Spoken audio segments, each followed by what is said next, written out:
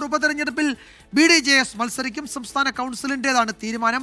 സ്ഥാനാർത്ഥി നിർണയത്തിനായി ജൂൺ 1 വീണ്ടും സംസ്ഥാന കൗൺസിൽ ചേരുന്നുണ്ട്. കോട്ടയത്തായിരിക്കും ഈ യോഗം നടക്കുക. മലപ്പുറം ജില്ലാ പ്രസിഡന്റ് ഗിരീഷ് കക്കോട്, പൈലി വാത്യാട്ട് എന്നിവരെയാണ് സ്ഥാനാർത്ഥിമാരായി ഈ ഘട്ടത്തിൽ പരിഗണിക്കുന്നത്. ആർ ശ്രീജിത്ത് നിലമ്പൂരിൽ നിന്ന് വിശദാംശങ്ങൾ നൽകും. ശ്രീജിത്ത്, BJP അവർക്ക് തീരെ പ്രതീക്ഷയില്ലാത്ത ഒരു മണ്ഡലമെന്ന് സംസ്ഥാന അധ്യക്ഷൻ നേരത്തെ തന്നെ പറഞ്ഞു. അതുകൊണ്ട് അവിടെയാണ് ഘടകകക്ഷിക്ക് സീറ്റ് കൊടുക്കുന്നത്. BDJS അത് ഏറ്റെടുക്കുകയാണ്. സ്ഥാനാർത്ഥി നിർണയം എപ്പോഴുണ്ടാകും? എന്തൊക്കെയാണ് മറ്റു വിവരങ്ങൾ? വിജയകുമാർ, BJPയിൽ നിന്ന് നിലമ്പൂരിൽ മത്സരിക്കാൻ BDJSന് മേൽ കനത്ത സമ്മർദ്ദമുണ്ട്. BJPക്ക് ഈ ഉപതെരഞ്ഞെടുപ്പിൽ മത്സരിക്കാൻ താല്പര്യമില്ലായിരുന്നു. നേരത്തെ വിജയകുമാർ സൂചിപ്പിച്ച പോലെ തന്നെ BJPയുടെ സംസ്ഥാന അധ്യക്ഷൻ രാജീവ് ചന്ദ്രശേഖർ ഇത് ഒരു സാധ്യതയുമില്ലാത്ത മണ്ഡലമായതുകൊണ്ട് ഒരു താല്പര്യവും പ്രകടിപ്പിക്കുന്നില്ല.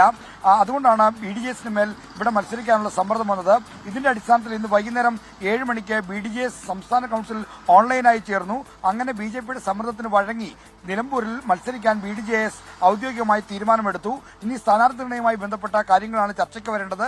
ജൂൺ 1 കോട്ടയത്ത് നേരിട്ട്, അതായത് ഓൺലൈൻ അല്ലാതെ നേരിട്ട് തന്നെ സംസ്ഥാന കൗൺസിൽ യോഗം ചേരും.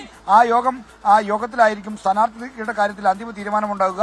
ഇപ്പോൾ പ്രധാനമായും 2 പേരുകളാണ് BDJS പരിഗണിക്കുന്നത്. മലപ്പുറത്തെ BDJSന് ജില്ലാ അധ്യക്ഷൻ ഗിരീഷ് കക്കോട്ടും മറ്റൊന്ന് BDJSനൊപ്പമുള്ള നേതാവായ പൈലി വാത്യാട്ടുമാണ്. പൈലി വാത്യാട്ട് ക്രൈസ്തവ സമുദായത്തിൽ നിന്നുള്ള ഓർത്തഡോക്സ് വിഭാഗത്തിലുള്ള നേതാവാണ്.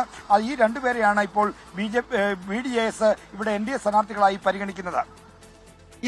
ആർ ശ്രീജിത്താണ് വിവരങ്ങൾ നൽകിയത് നിലമ്പൂരിൽ നിന്ന്. നിലമ്പൂർ ഉപതെരഞ്ഞെടുപ്പിൽ NDA മത്സര രംഗത്തുണ്ടാകും. BDJSനാണ് സീറ്റ് നൽകുന്നത്. BDJS സ്ഥാനാർത്ഥി മത്സരിക്കും. സ്ഥാനാർത്ഥിയെ ഉടൻ തീരുമാനിക്കും. അതിനായി ജൂൺ 1 സംസ്ഥാന കൗൺസിൽ ചേരുന്നുണ്ട്. നേരത്തെ BDJS അവിടെ മത്സരിച്ചിട്ടുണ്ട്. ആ ഘട്ടത്തിൽ 10,000-ലധികം വോട്ട് അവിടെ നേടുകയും ചെയ്തിട്ടുണ്ട്. അപ്പോൾ ആ സാഹചര്യമൊക്കെ ഒരിക്കൽ കൂടി ഉപയോഗിക്കാനായിരിക്കാം BDJS സ്ഥാനാർത്ഥിയെ നിർത്താൻ പോകുന്നത്. സ്ഥാനാർത്ഥി നിർണയം കോട്ടയത്ത് ഉടൻ ഉണ്ടാകും.